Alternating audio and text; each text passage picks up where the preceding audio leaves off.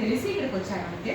Please అంటే అట్లాగే మేము బీ ఫర్ ఉమెన్ అని మహిళా సాధికారత కోసం కూడా వర్క్ చేస్తుంటాము. సో ఏంటంటే సమాజంలో ఉన్న అసమానతలు తొలగాలి అనేది మనందరం కూడా ఎదురు చూస్తుంది. దానికోసమే మనం అందరం కూడా కృషి చేస్తుంది.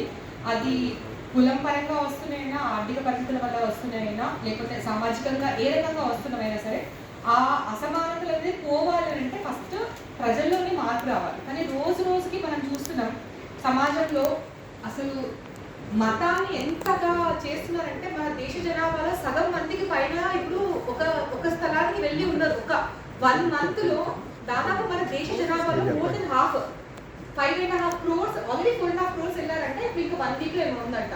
అంటే అసలు మనది ఏం దేశము, మనది ఎట్లా మారుస్తున్నారు అసలు మన దేశాన్ని, అసలు ఏమన్నా కొద్దిగా ప్రోగ్రెసివ్ గా ఉందా మన పొలిటీషియన్స్ యొక్క థింకింగ్? ప్రజల థింకింగ్ ని చాలా మ్యానిపులేట్ చేస్తున్నారు పొలిటీషియన్స్. బేసికలీ చేంజ్ ప్రజల్లో వస్తేనే పొలిటీషియన్స్ మారుతారు, కానీ ప్రజల్ని పూర్తిగా మ్యానిపులేట్ చేస్తున్నారు.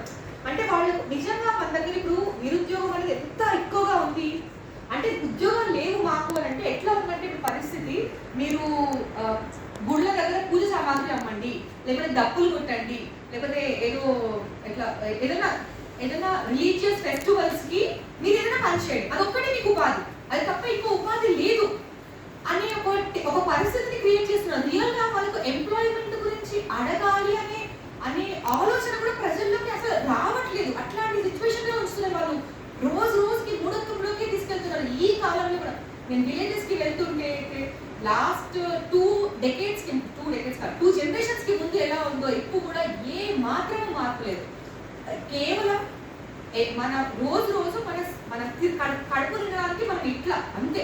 అలాంటి పరిస్థితుల్లో నుంచి ఎవరో ఒకరంట 10th పాస్ ఆర్ ఫెయిల్ అయిన వాళ్ళు మా దగ్గర వర్క్ చేస్తే ప్రతి నెల 20,000 జీతం ఇచ్చి అకౌంటేషన్ ఫుడ్ ఇస్తామంట. ఓ మై గాడ్, అంటే వాళ్ళ దగ్గర ఎన్ని డబ్బులు ఉంటాయి? 10th ఫెయిల్ అయిన వాళ్ళు తన డబ్బులు ఇస్తాము అని అంటే వాళ్ళు బాగా డైరెక్ట్ గా ప్యాకెట్స్ పంచారు అని అంటే వాళ్ళ దగ్గర ఎన్ని డబ్బులు ఉంటాయి? అవి ఎక్కడ నుండి వచ్చినాయి? అసలు రియల్ గా మన దేశంలో డబ్బులు కరెక్ట్ ప్లేస్ లో ఉన్నాయా? అసలు మనీని ప్రాపర్ గా హ్యాండిల్ చేస్తున్నారా? యువత యొక్క ఆలోచనలని కొంచెం కూడా సన్మార్గంలో పెట్టట్లేదు.